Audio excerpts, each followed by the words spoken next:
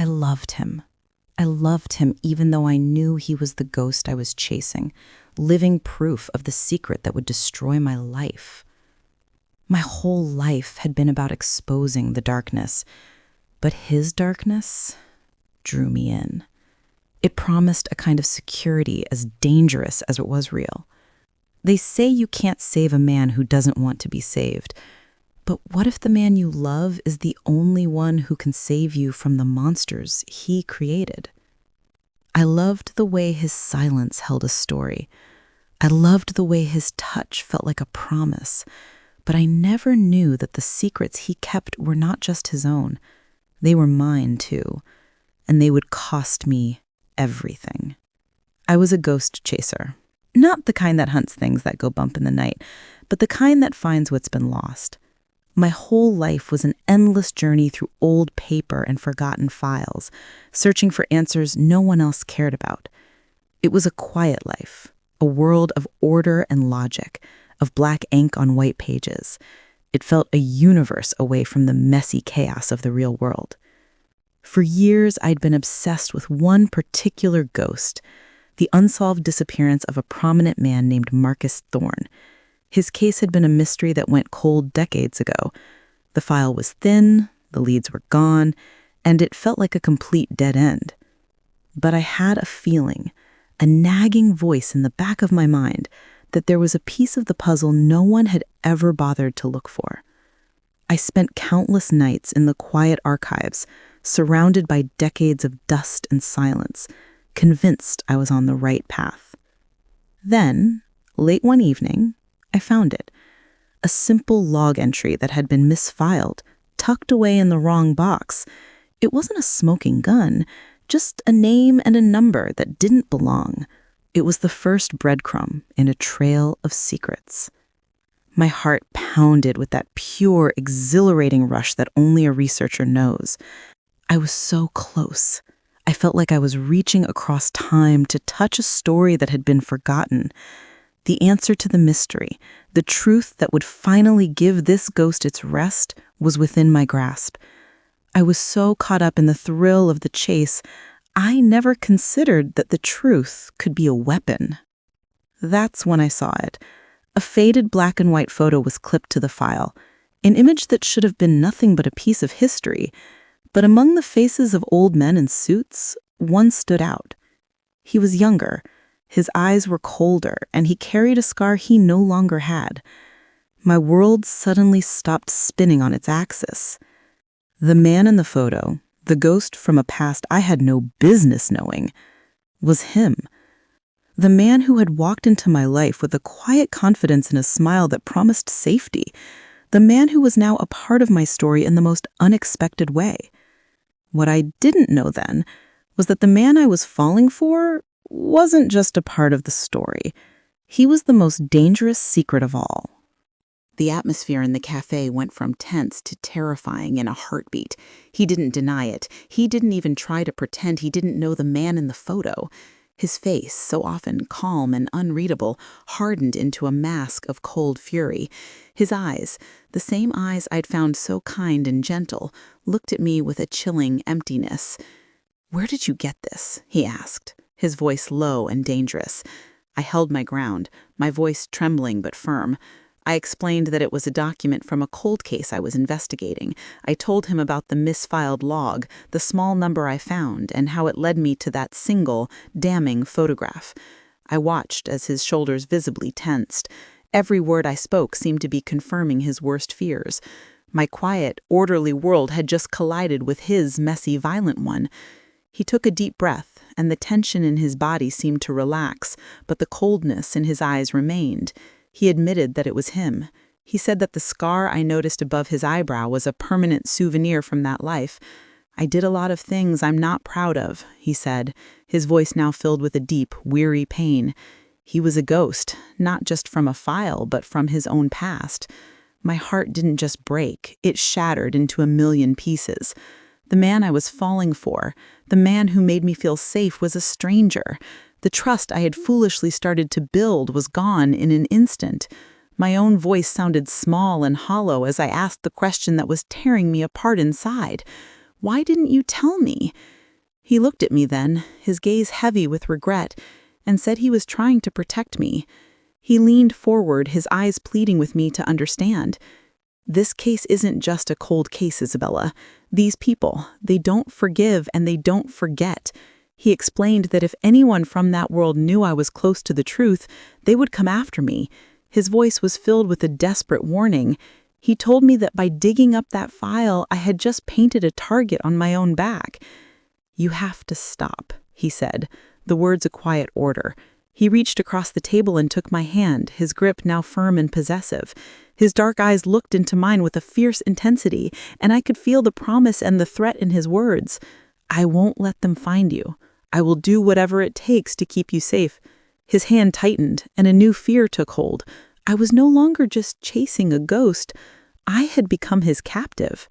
His hand tightened around my wrist, pulling me out of the cafe and into the cold city air. He was a different person now. The gentle smile was gone, replaced by a desperate, hurried look that made my blood run cold. He said nothing as he guided me into a dark car, pushing me into the passenger seat before sliding in beside me.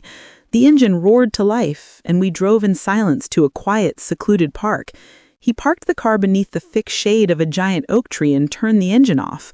The silence was heavy and filled with the unspoken weight of his secrets. He looked at me, his eyes full of pain and regret.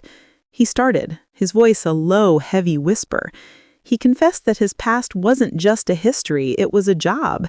He had been a fixer for a powerful organization, a man who made problems disappear. He explained that Marcus Thorne wasn't just a name in a file. He was a man who tried to betray the very people Leo worked for. His task, his terrible job, was to clean up the mess. "The scar on my eyebrow," he said, his voice trailing off, "it's a souvenir from that life, from that night." Every word he spoke was like a punch to my stomach, a devastating truth that was impossible to deny. My mind was screaming, my heart was breaking. I wanted to run, to get out of that car and never look back. The man I was falling for was a criminal, a murderer. I saw the look of fear in his eyes, but I also saw the look of a man who had done terrible things. I finally understood why his eyes were so sad and why he kept a part of himself so carefully hidden. It was a secret too dark for the light. He reached for my hand, his touch now a desperate plea for me to believe him. "They're still out there," he explained. "They are like a ghost, an echo from the past, but they are very real." He explained that they would see my investigation as a liability. "They don't leave loose ends," he said, his voice now a desperate whisper. "And you, Isabella, you are the biggest loose end of all."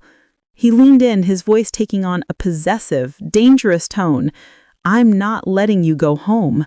The words were an order, not a suggestion. My eyes widened in fear as he looked at me, his gaze fierce and resolute. "Until I can guarantee your safety, you're staying with me, and I'll do whatever it takes to keep you safe." The car's windows fogged up from the tension, and I was left staring at a man who was both my savior and my jailer. He took me to a building I didn't recognize, a plain-looking apartment complex with no name on the front. We went up in an empty elevator and stepped into a small, well-furnished apartment. It was clean and sterile, devoid of any personal touches. I felt a wave of claustrophobia. The freedom I had taken for granted, the simple ability to go home, was gone. I was his captive now. He made me a cup of tea, a strange domestic gesture in a place that felt so impersonal. "It's not what you think," he said, his voice soft but firm. He explained that his family wasn't related by blood. It was an organization, a brotherhood built on a specific code of loyalty and discretion. He was raised in that world. It was all he ever knew. His entire life was dedicated to following its unspoken rules. He confessed that Marcus Thorne wasn't just a traitor to the organization. He was a mentor to him, a man he had looked up to. But Thorne had tried to expose a part of the network that would have brought the whole system crashing down. "My job was to make sure that didn't happen," he said, his face a mask of bitter sadness. He admitted that there was a final piece of evidence, a file that Thorne hid that could still be out there. A cold certainty settled in my stomach. The case I had been investigating was not a dusty old story. it was an active threat to a powerful, dangerous group. The name I had found, the document I had touched, were a key to a secret that people would kill for. My journalistic curiosity had just put my life and my newfound love in mortal danger. I was a key player in a game I never asked to be a part of. I looked at him, my eyes welling up with tears. The question that was tearing me apart finally came out. "Are you a good man?" I asked, my voice a small, broken whisper. He didn't answer right away. He just looked at me, a deep sadness in his eyes. "I'm trying to be," he finally said, his voice raw with honesty. He admitted he was searching for a new life, a new purpose, and that for the first time in a long time, he felt he had found it with me. The soft moment was shattered by the sharp ring of a phone. He looked at the screen and his face went completely blank. He looked at me, his eyes now filled with a desperate apology. "Stay here," he said, his voice firm. "Don't open the door for anyone." The phone rang again, and he was gone in an instant. I was left alone in a stranger's apartment in a world I didn't understand. But as he left, a new kind of fear settled in. I wasn't just in his world. I was completely alone in it. The silence of the apartment was shattered by the sound of footsteps in the hallway outside our door. My breath caught in my throat. I looked toward the door, my heart pounding in my ears. I didn't know what to do. I had no weapon, no place to hide. The safe house that had promised me protection now felt like a very lonely, very tiny cage. The door opened and Leo slipped inside, his face grim. He didn't say a word, just put a single finger to his lips, telling me to be quiet. The look in his eyes was different now. All the pain and regret were gone, replaced by a cold, quiet focus. The gentleman I had been getting to know was gone. The fixer, the dangerous man from the photograph, was back. A hard knock came on the door, a loud, demanding rhythm that made me jump. A deep voice from the other side called out his name. "We know you're in there, Leo. We just want to talk." I watched in terrified silence as he looked at me, his eyes pleading with me not to make a sound. He had to face his past, and I was now a part of it. He walked to the door and spoke through the wood, his voice calm and steady. He used their code words, a language that was foreign to me but clearly understood by them. He explained that he was alone and had no information for them. He was convincing.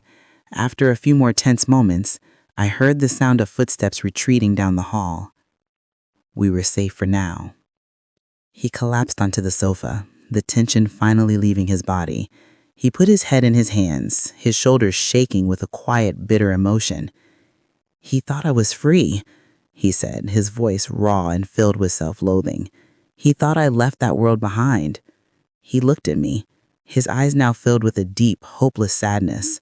His past wasn't a ghost. It was very real. "They'll be back," he said, his voice now a low whisper. "The only way to stop them is to find that file before they do." He looked at me with a new kind of desperation in his eyes. He knew he couldn't do it alone. "And I need your help, Isabella. Your life is in my hands now, and the only way out is to help me find the one thing they would kill for." I agreed. I had to.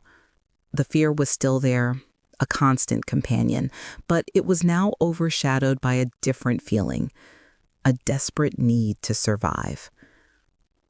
My life as a researcher had been a quiet one, but now it was the only thing that could save me. Leo and I spent the next few days in his apartment, sifting through the files I had brought, but this time he was there to guide me. Our process was a strange dance of two completely different worlds. I was a master of details, a human search engine for the lost and forgotten. He was a master of survival, an expert on the hidden language of a dark, secret society. He would explain a specific code word, and I would find a document from the Thorn case that used it. We were a bizarre team, but we were effective. The tension of being trapped together in that small apartment was almost unbearable, but something unexpected happened. We started to talk. We shared meals, our conversations quiet, and guarded. I saw flashes of the man he was trying to be, and he saw the strength that my quiet life had given me. In that safe house, in the midst of all the danger, a fragile trust began to grow between us. Late one night, as we were going over an old ledger, I noticed something that didn't make sense. It was a series of numbers and symbols that were too organized to be random, tucked away in a list of expenses. I looked at him, and his eyes for a second were filled with a shock of recognition. "That's their code," he said, his voice a low whisper.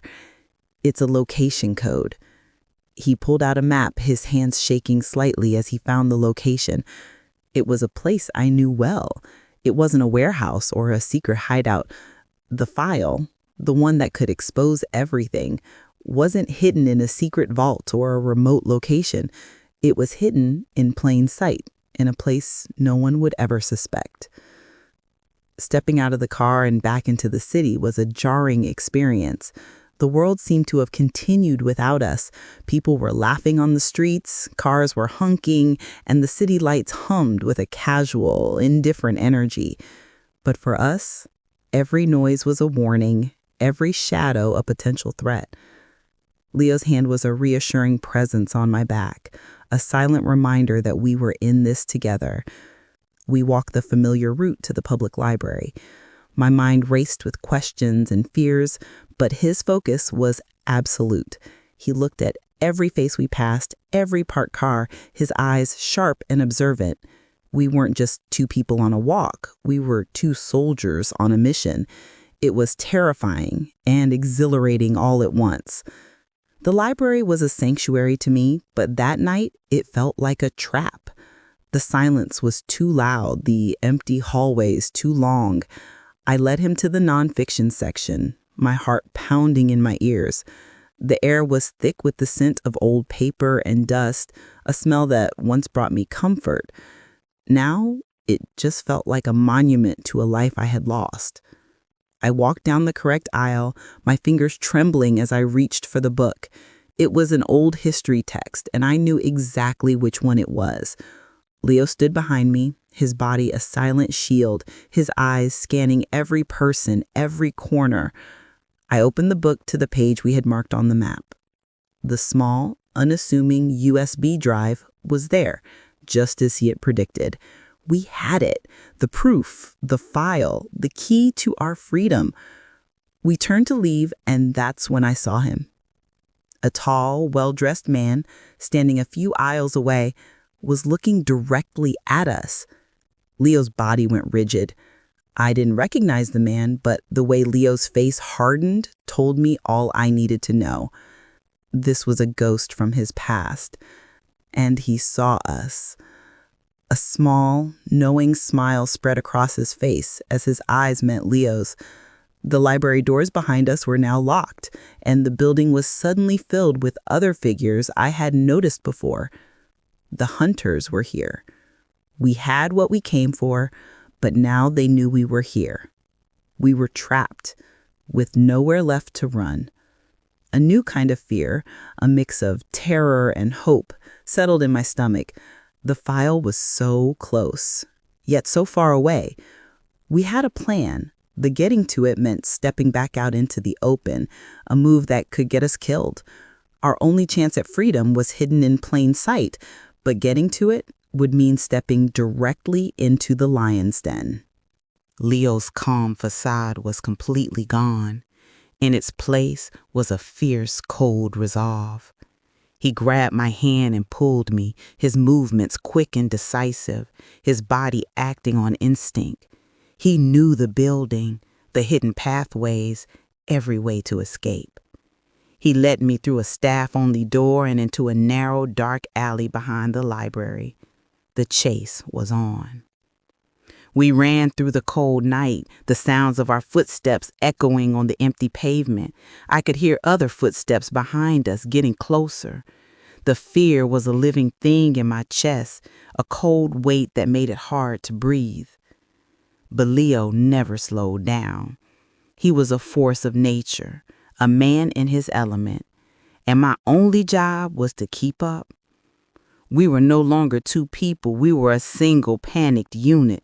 His grip on my hand was my only anchor, a desperate, fierce promise that he would not let me go.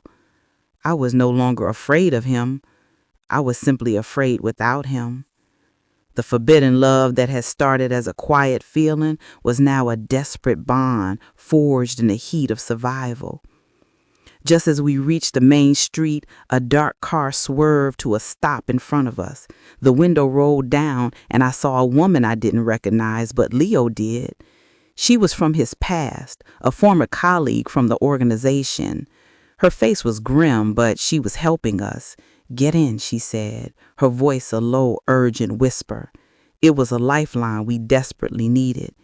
We jumped inside and the car sped away. I let out a shaky breath, feeling a wave of relief. We were safe. But then I looked at Leo and his face was hard. He was watching the woman's eyes in the rearview mirror, and I saw a flicker of doubt in his gaze. He knew something I didn't. The woman's face was calm, but her eyes held a cold, knowing look that made my blood run cold. "Don't get too comfortable," Leo said, his voice a low, deadly whisper. "This isn't an escape." Just then the car turned down a dead-end street.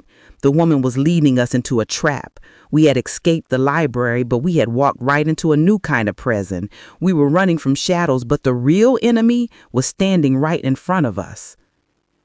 The car was speeding toward a dead end, but Leo didn't panic. His body was tense, but his mind was calm. He looked at the woman driving the car with a quiet understanding, a silent communication passing between them that I couldn't comprehend. He knew her game, and he was about to play one of his own. He was no longer a victim. He was a predator. As the car slammed to a halt, he grabbed my arm and pulled me down, just as another car appeared behind us. With a swift movement, he put the car in reverse, causing a controlled collision. The woman was stunned. He broke her window with his elbow and pulled us through the opening, running with a fierce urgency. The element of surprise had given us a precious few seconds. We ran down a narrow alley, the sound of our feet pounding on the pavement. I was scared, but a strange calm had settled over me. I looked at him, my heart racing, and asked, "Why didn't you just tell me everything from the start?" He didn't slow down, but his voice was filled with a deep regret. He said, "I didn't want to pull you into this world. I never thought my past would be the very thing that endangered your future." We found a small, dark alley to hide in. He was a different man now, one filled with a new, dangerous resolve. He explained that the file we had wasn't just about one man. It was a complete expose of the entire operation, from the top down. The organization's power was built on a web of corruption, and the file we had was the single thread that could unravel the whole thing. He looked at me, his eyes now filled with a burning conviction. He said that running was not an option anymore. He said that we had to use the file to expose them, to take them down once and for all. He was no longer a man trying to escape his past. He was a man willing to fight for his future. Just as we sent the file, we heard a car door slam in the distance. They were here. We had done it. We had given ourselves the only possible chance to survive. The door to our small hiding place splintered and burst open, and we both knew this was it. This was our final stand. The confrontation ended as quickly as it had begun. The door splintered inward, but we were ready. The file was already gone, sent to a dozen different sources. The look on their faces was priceless, a mix of rage and pure, unadulterated fear. Their power was about to unravel. They turned and ran, just as the sound of sirens filled the night. The police swarmed the area. The news media followed closely behind, their cameras flashing. The ghosts of the Thorn case and Leo's past were finally exposed to the world. We watched from a distance as a story that had been buried for years finally came to light. Leo's face, for the first time since I met him, was a mask of pure relief. He was finally free. We spent the next few days in a quiet, anonymous place, watching the news break the story. We talked about everything. He told me about the things he had to do and the scars they left on his soul. I saw the darkness he carried, but I also saw the deep regret. I realized that my love for him wasn't an act of foolishness. It was a choice to see the good in a man who had only ever known darkness. He gave me a choice then, a real one this time. He could go home, back to my quiet life, back to the world of order and safety. He promised that he would disappear from my life, that he would never put me in danger again. My heart ached at the thought of it, but I knew that my quiet, safe life had been an illusion, and a part of me was already gone forever. I looked at him, the man who had been my captor and my savior, and I saw my future. My life as a ghost chaser had ended the day I met him. I had found what I was looking for, but it wasn't a file or a case. It was a different kind of life, one that was harder, more complicated, but also more real. I knew I couldn't go back. My place was with him. They say you can't choose who you fall in love with, but I chose to stay. Our love wasn't a simple fairy tale. It was a testament to surviving darkness and finding hope in the most unexpected of places. We didn't just get our freedom. We built a new kind of freedom together. For the first time in what felt like a lifetime, the world was quiet. The media had gone into a frenzy over the corruption scandal we exposed, and Leo's old organization was crumbling to dust. We had found a new, anonymous apartment far away from the city, and we were finally trying to build a new life together. The fear was gone, replaced by a tentative, fragile peace. We had won. But victory, it turned out, was an illusion. One evening, as we watched the news, a reporter mentioned that one of the top leaders of the network was still at large. The police were searching, but he had vanished without a trace. I didn't recognize the name or the face on the screen, but I saw the change in Leo. His jaw tightened, and his eyes went completely dark. "It's not over," he said, his voice a low whisper. "He's not like the others. He's not a businessman. He's a ghost." He explained that this man was a phantom from his past, a man who saw revenge as a sacred duty. The organization's downfall was just a loss of power to him. He wouldn't rest until he made Leo pay a personal price for it. The peace we had built, a peace I had believed in so deeply, shattered into a million pieces. The fear came back, colder and more terrifying than before. I looked at Leo, the man who had faced down an entire criminal enterprise without flinching, and I saw a new kind of fear in his eyes. He was scared of this man, and that single fact terrified me more than anything. The next day, a small, unassuming package appeared on our doorstep. Inside was nothing but a single, beautifully carved chess piece. A king. Leo's face went pale. It was a silent, chilling message. The king had not been captured. He was telling us that he knew exactly where we were. The battle was over. The war was personal. We were no longer running from a nameless organization. We were the direct targets of a man whose only goal was to see us suffer. Leo's hand reached for mine, his grip tight and urgent. "We have to go," he said, his voice full of a new, desperate resolve. We had won the battle, but the real war, a war for our lives, had just begun. We were on the run again, but this time it felt different. The first chase was about surviving. This one was about something else entirely. We packed what we could and left the city under the cover of darkness. My heart was a frantic drum in my chest, but Leo was a silent, grim presence beside me. He didn't talk. He just drove. This enemy wasn't like the others. He wasn't a nameless thug or a faceless organization. He was a professional, a ghost in his own right. He left no tracks, no loose ends. He was using a different kind of weapon, silence. His presence was in the empty spaces, the feeling that we were being watched, even in the most secure of places. He was a master of psychological warfare. In a rare moment of stillness, my fear turned into anger. I looked at Leo, the man who was both my savior and my jailer, and asked, "Who is this man? What did you do to him?"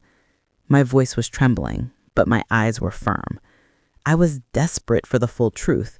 I needed to know if he was a ghost from his past or a new enemy that he had created. Then came the first sign of life from the man. My phone, which had been off for days, suddenly turned on, and an email came through. The message was from a fake account, but the words were a personal, chilling confession. It was a single line that only Leo would understand.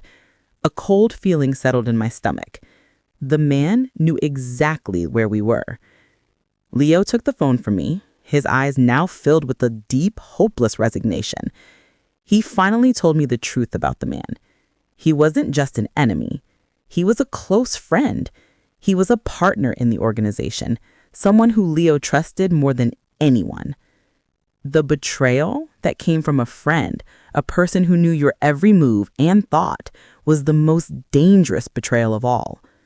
The email was not just a message, it was a trap.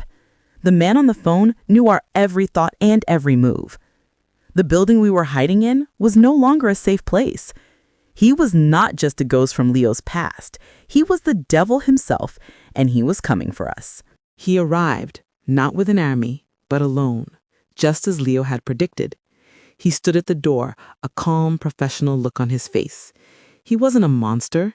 He was a ghost from a past Leo was still trying to escape. "It was never about revenge for me, Leo," he said, his voice as calm as a summer breeze. "It was about proving a point. You can never truly leave our world behind." He looked at me, a cruel smirk on his face. He knew the way to break Leo. He presented an impossible choice. He offered to let me go, to let me live a life of peace and freedom, if Leo agreed to die in his place. "Your life for hers," he said, his voice as cold as ice. The air was thick with the weight of the decision. Our love had reached its final test. Without a moment's hesitation, Leo looked at him, a fierce resolve in his eyes. He said, "I accept." His voice was low and steady, a testament to a man who had finally found something worth dying for. He was no longer a criminal or a fixer. He was a man in love, a man willing to sacrifice everything for me. It was the most selfless act I had ever witnessed. But I wasn't just a part of his story. I was an equal partner in this fight. I stepped forward, my voice firm and clear. My eyes were fixed on the man, on the coldness in his gaze. I looked past him to his arrogance and saw the one thing he couldn't hide, his pride. I began to speak, using his own rules against him. I told him that by letting Leo die, he would be admitting that Leo was right all along. "He wasn't running from your world," I said. "He was running from you." I explained that a true victory wasn't about a life taken. It was about the truth revealed. Let him live, and you will lose your pride. Kill him, and you will prove he was right. A flicker of shock passed through his eyes. My words had a powerful effect. He looked at me, a silent, furious understanding passing between us. He had been outsmarted, not by Leo, but by me. He turned and walked away. His last words, a cold promise. "You may have won this time, but the peace you're looking for is a lie." We were free, but we knew his final warning was the truth. The ghosts would always be a part of us. The battle was over. The man who had haunted Leo's past was gone, defeated by a strategy of wits, not weapons.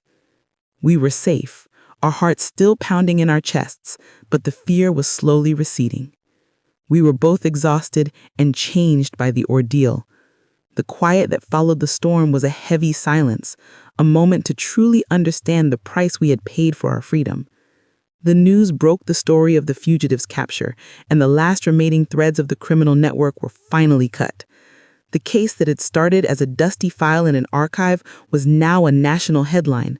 The ghosts of the past were finally put to rest, and Leo, for the first time in his life, was not running from anything. He was a free man.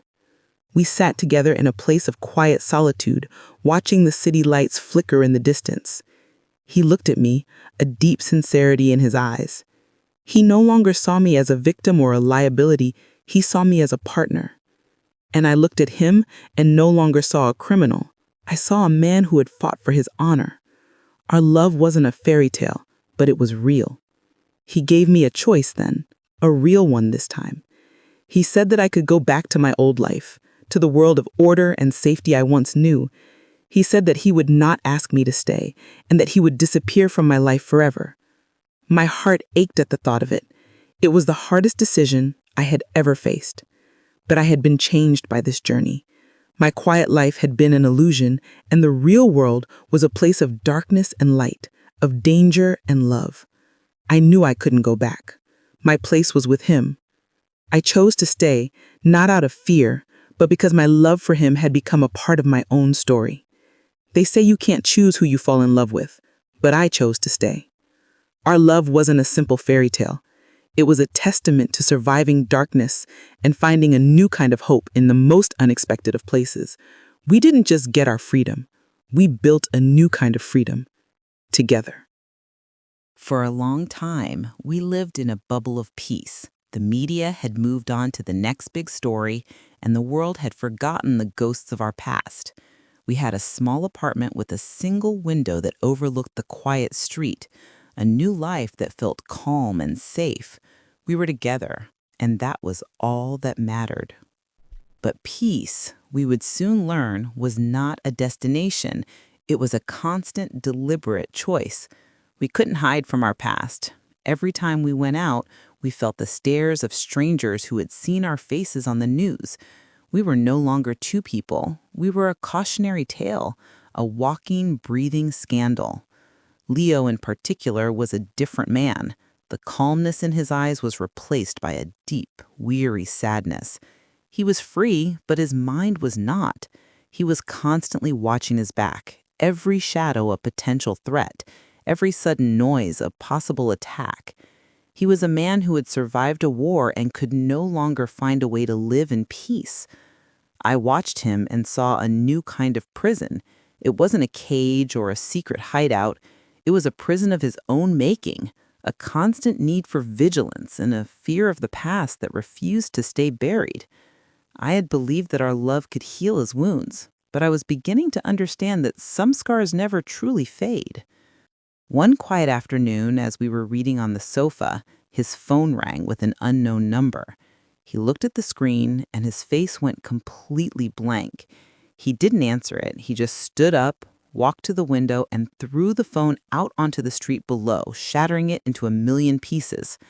He turned to me, his eyes filled with a new kind of dread, one I had never seen before. "It's not them," he said, his voice a low whisper. "It's someone else, someone from the other side of the story." My heart sank. We had survived the villains, but now we had to face the victims.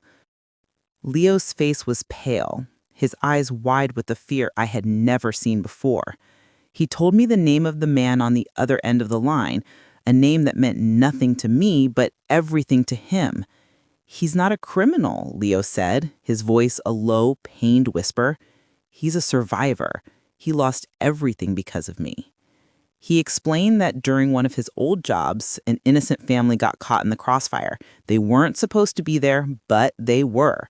He was just a kid following orders. But the consequences of his actions, a consequence that he never had to face before, now stood in front of him. The victim had found him, and his past was finally here to claim its price. Just as he was finishing, a man walked toward us from across the park. He was dressed in a simple, modest coat and his face a mask of bitter sadness. He didn't carry a weapon. His eyes were the only weapon he needed. They were filled with a raw, powerful hurt that was more frightening than any gun. "Do you even remember?" he asked Leo. "Do you remember the day you destroyed my family?" My heart stopped. I saw the truth in the man's eyes, and I knew that Leo wasn't just a fixer. He was a man who had left a trail of destruction in his wake, a trail that I was now a part of. The love I felt for him, so carefully built on a foundation of trust, felt fragile. My journalistic ethics screamed inside my head, forcing me to ask myself if I could really stay with the man who had done these things. The man looked at Leo, his voice still calm, but filled with a new kind of demand. He didn't want money. He didn't want his life. He said that he wanted one thing and one thing only. He wanted a public confession, a full apology, an admission of guilt that would expose the man Leo had become. He wanted him to face the world and risk everything for justice. He gave Leo 24 hours to decide. He walked away without another word, leaving us alone in the sudden silence. Leo looked at me, a deep sadness in his eyes.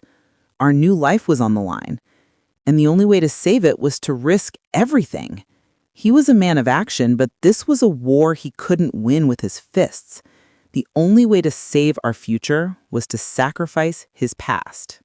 The moment the man left, the silence in the room became a kind of torture. The love I felt for Leo was warring with the cold, hard facts of this past. I was a journalist, a seeker of truth, and the man's story was a powerful, human truth that I could not ignore. I looked at Leo, the man who had been both my hero and my captor, and I didn't know which one he was anymore. My mind replayed every scene, every moment of our journey. I remembered the fierce protectiveness in his eyes and the quiet tenderness of his touch. But I also remembered his confession, the terrible acts he had committed in the name of a job. I wondered if I could truly love a man who had caused so much pain. The answer was not as simple as I had once thought. I looked at him, my heart a heavy stone in my chest. I asked him a question that I knew would change everything. "The things you did," I said, my voice barely a whisper, "did you feel anything at all?"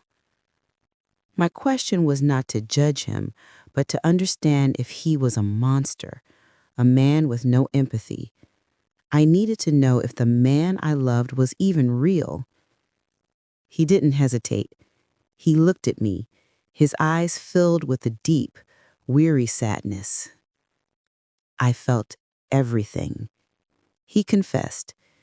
He explained that in his old life, emotion was a weakness, a risk he couldn't afford. But the actions he had to take, the lives he had to ruin, had haunted him every single night. The redemption he was looking for wasn't for me, it was for him. In that moment, I made a choice. My love for him wasn't about excusing his past, but about accepting it. I knew that leaving him now would be the ultimate betrayal. He was trying to be a better man, and I knew that I had to help him. The road to redemption was a long one, and he couldn't walk it alone. The fight was no longer about survival. It was about something more powerful. I looked at him, a new resolve in my eyes. "We will face him," I said. "We will find justice for him and for you." The fight was no longer just his. We were in this together, and our only weapon was the truth. Our new mission was more difficult than the last. We were no longer running from a physical threat. We were chasing a moral one. Our objective was no longer to escape, but to find a way to do the right thing, no matter the cost. Our only weapons were my research skills and Leo's deep, painful knowledge of the world he had left behind. We began by gathering information on the victim's case. It wasn't about finding a hidden file or a piece of evidence that could expose a criminal network. It was about finding a way to expose a moral injustice. For Leo, it was a brutal journey into his own past, a painful look at the lives he had destroyed. For me, it was a test of faith in the man I loved. I watched him go through the process, his face a mask of bitter regret. I saw him for what he truly was, a man trying to be a better person. I was no longer a journalist seeking a story. I was a partner helping him navigate the hardest path he had ever taken. Our love was no longer a forbidden secret. It was a shared mission. Our first attempt to help the victim was met with resistance. It didn't come from criminals, but from the legal system that didn't believe his story. We were two ghosts from a scandal that no one wanted to remember. The world was not ready to accept that the villains weren't the only ones who had paid the price. We finally met with the man again. His eyes were no longer filled with vengeance, but with a quiet, devastating grief. I listened to his story, a heartbreaking account of a family destroyed by a single terrible act. I wrote down every word, not for a news story, but for a man who deserved to be heard. He looked at him, his face filled with a quiet resolve. He knew what he had to do. The only way to get justice for the man was to make a public confession. He had to expose his past to the world, to face the consequences he had avoided for so long. The only way to pay for the past was to face the future without me, and he was willing to do it. The decision was made. Now came the hard part. Leo and I worked together to craft his public statement. It wasn't a defense of his actions, but a full and complete confession. He wanted to tell the truth, not for his own sake, but for the victims. The words were simple, honest, and devastating. As a journalist, I had always believed in the power of truth. But now, as I helped the man I loved prepare to face the world, I felt a new kind of fear. What would this mean for his freedom? My head told me that this was the only way to find justice, but my heart screamed at me to protect him. I was a professional, but I was also his partner. He stood in front of a camera, a modern-day confession, in a world that had forgotten how to listen. His face was pale, but his voice was steady. He was no longer hiding in the shadows. He was a man with a past, a man with a future, and a man who was ready to face the world. He confessed to everything. He told the world about his old job, the dark and violent things he had to do, and the lives he had to ruin. He took full responsibility, and he apologized to the victim. His confession wasn't just words. It was a pure, unadulterated act of heroism. He was a man willing to sacrifice his freedom for a higher purpose. The world was stunned. The news went wild. He was no longer a ghost, but a real person with a real past. He was a criminal, a hero, and a man who was fighting for redemption. He had faced the world and its judgment, and he was finally free from the burden of his past. Just as we thought our sacrifice had brought us peace, a new threat emerged.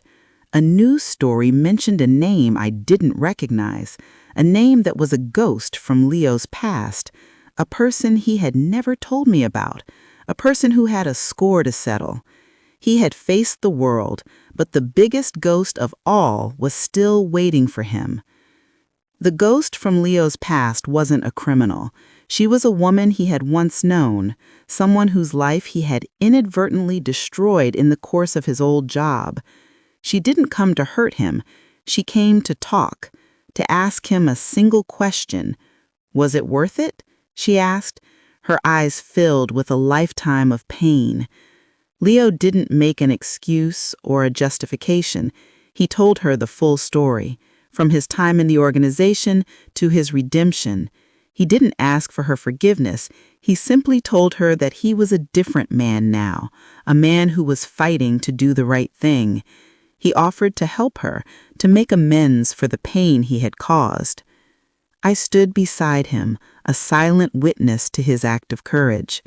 My love for him had been tested in fire, and it had survived. I wasn't a damsel in distress. I was a partner.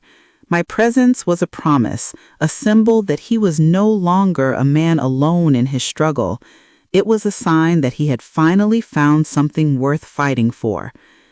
The woman didn't forgive him immediately, but she saw the truth in his eyes. She accepted his offer of help, a small, tentative step toward healing. The cycle of violence and vengeance was broken. replaced by an act of a different kind. The ghost was finally laid to rest, not with a fight, but with a conversation and a promise. We were free, not just from a criminal organization, but from the ghosts of our past. We had faced every enemy, every secret, and every moral debt.